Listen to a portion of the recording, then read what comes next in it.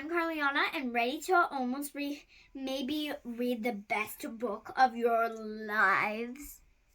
Well, here the book is. So, this is When Stars Are Scattered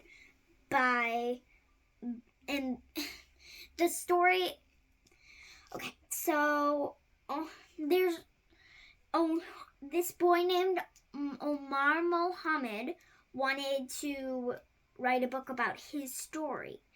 And there's a famous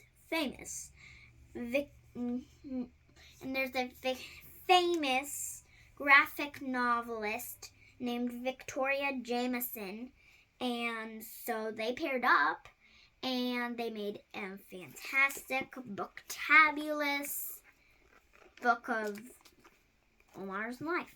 So anyway, this won a National Book Award finalist and also won the Caudle book and also won the Caudle Award. So two awards. And so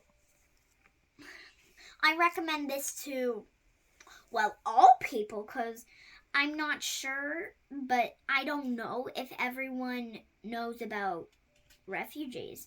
And this, even though it's a terrible story, and when you get to the part that he tells about his life, you might be almost in tears. It's so sad, but if we don't know about things happening, like how this boy suffered so much and so many other people like this had to do that, well, if we don't read about it, we can't help. If we do know about it, we can help. We can help all these people. And it can be great. We can do great things. So it's about a boy named Omar Mohamed who, when he was little, we don't know how old he is. I think he's around like 4 maybe, but he was little, very little, and he was playing with his toys that his dad made him. His dad was a farmer, and then all of a sudden some people with guns came and they talked to their father, and then they started shouting, and then they shot his father, and he went to tell the mother, who had his little brother son with her, and even though he's so little, she knew what happened. She had a good time of knowing what happened. So she gave him Hassan and said, "Look after your brother. I'm gonna try to find. Just run to your neighbor's house. Run to your neighbor's house and run. Go. Quick, you can be brave, go." And so he walked from Somali to Kenya, which I don't know if you have a map in your house, but it's really far. It's really far, guys. So anyway, they walked really far, and thousands of people, not just Omar and his brother and their neighbor, thousands of people had to walk too, because there was fighting everywhere. Everywhere they turned, there was fighting, and war tore apart their land. And sometimes when those people came with guns, they tried to hide, and sometimes they couldn't hide. They just couldn't hide, and they would find them, and they would take their clothes, their food, their everything they had. They would just take it. And it's terrible things. But like I said, if we don't read about it, we can't change it. We can't change this world.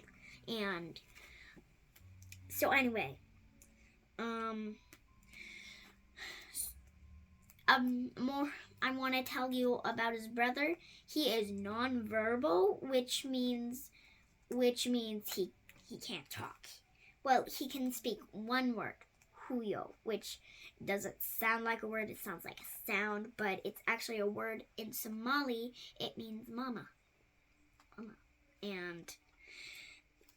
And one of my favorite parts, he's telling his story to an interviewer, and he was talking, and they have a foster mom now.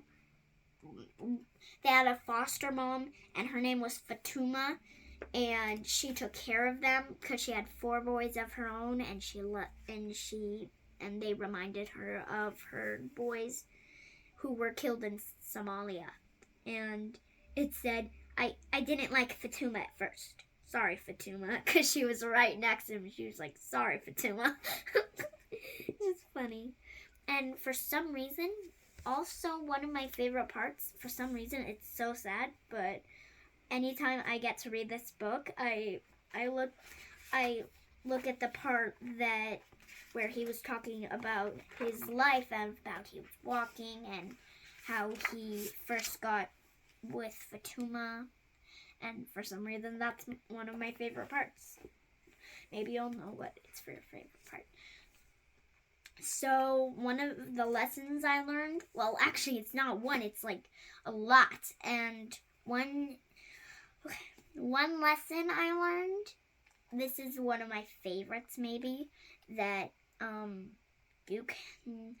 you do your best and God will provide for you when you need it. Like when he passed some exams that got him into a high school, but he almost couldn't go because he couldn't afford a uniform. And also in and when he was like 11 or something, he went to his school, and I don't know how many pencils you have, but everyone was jealous of Omar because he had 1 pencil. He had a pencil, and a book. Literally. I have thousands of books, guys.